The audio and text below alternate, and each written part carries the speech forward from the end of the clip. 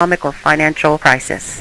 Executive Order 11310 grants authority to the Department of Justice to enforce the plans set out in executive orders, to institute industrial support, to establish judicial and legislative liaison, to control all aliens, to operate penal and correctional institutions, and to advise and assist the President. Executive Order 11049 assigns emergency preparedness function to federal departments and agencies, consolidating 21 operative executive orders issued over a 15-year period. Executive Order 11921 allows the Federal Emergency Preparedness Agency to develop plans to establish control over the mechanisms of production and distribution of energy sources, wages, salaries, credit, and the flow of money in U.S. financial institution in any undefined national emergency. It also provides that when a state of emergency is declared by the President, Congress cannot review the action for 6 months. The Federal Emergency Management Agency has broad powers in every aspect of the nation. General Frank Salcedo, chief of FEMA's Civil Security Division, stated in a 1983 conference that he saw FEMA's role as a new frontier in the protection of individual and governmental leaders from assassination and of civil and military installations, from sabotage and or attack, as well as prevention of dissident groups from gaining access to U.S. opinion or a global audience in times of crisis. FEMA's powers were consolidated by President Carter to incorporate the National Security Act of 1947 that allows for strategic relocation of industries, services, government, and other essential economic activities, and to rationalize the requirements for manpower, resources, and production facilities. The 1950 Defense Production Act gives the President sweeping powers over all aspects of the economy. The Act of August 29, 1916 authorizes the security of the Army in time of war to take possession of any transportation system from transporting troops, material, or any other purpose related to the emergency. The International Emergency Economic Powers Act enables the President to seize the property of a foreign country or national. These powers were transferred to FEMA in a sweeping consolidation in 1979. The Trans-Texas Corridor is a vital part because we stop it here in Texas. We stop the New World Order right here in Texas. This thing started here.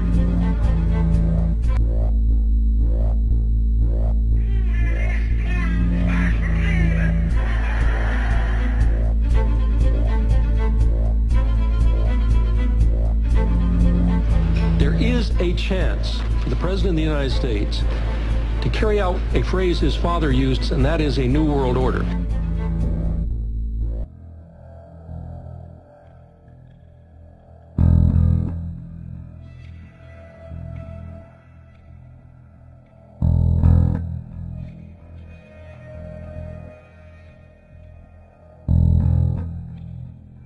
I appeared before the Congressional Committee to tell what I knew of activities which might lead to an attempt to set up a fascist dictatorship. The potential for the disastrous rise of misplaced power exists and will persist. The very word secrecy is repugnant in a free and open society. And we are, as a people, inherently and historically opposed to secret societies, to secret oaths, and to secret proceedings. President Bush signed a formal agreement that will end the United States as we know it. And he took the step without approval from either the U.S. Congress or the people of the United States. The secret organizations of the world power elite are no longer secret. It's known as the Bilderberg Group. Could their objective be world domination? I'm Jim Tucker.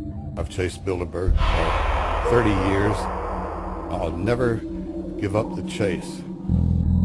Bilderberg plan for the whole world is nothing less than world government. I'm not comfortable with that at all. Who elected these guys to run the planet? They are the elitists.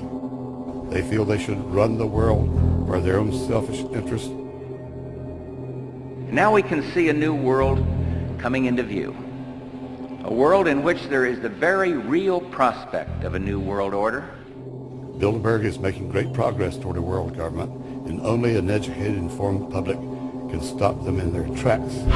It's good to be back at the Council on Foreign Relations. As Pete mentioned, I've been a member for a long time and was actually a director for some period of time. I never mentioned that when I was campaigning for re-election back home in Wyoming. Let us never tolerate outrageous conspiracy theories. Everything is set into place.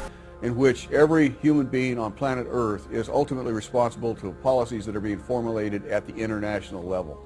It is a big idea, a new world order.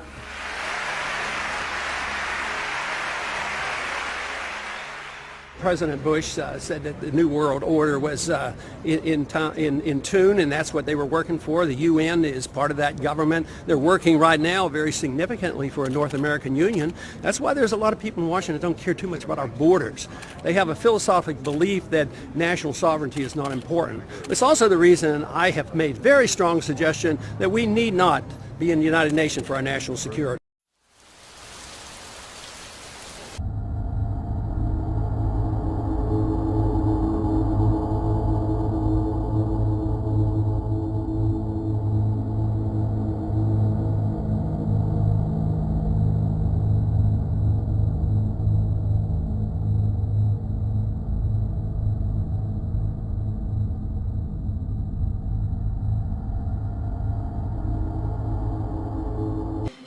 in terms of watching emerging nations trying to figure out where they fit and how we fit relative to them and so on. And so these institutions that the affirmative task we have now is to actually create a new world order, because the global order is changing again. And the institutions and the rules that worked so well in the post-World War II era for decades, they need to be strengthened, and some have to be changed. So we have to do what we do best. We have to lead. We have to lead. We have to update the global rules of the road. We have to do it in a way that maximizes benefits for everyone, because obviously it's overwhelmingly in our interest. This is not a zero-sum game. It's overwhelmingly in our interest. The FEMA camps, now all they have left to do is take the guns. Mr. and Mrs. America, turn them all in.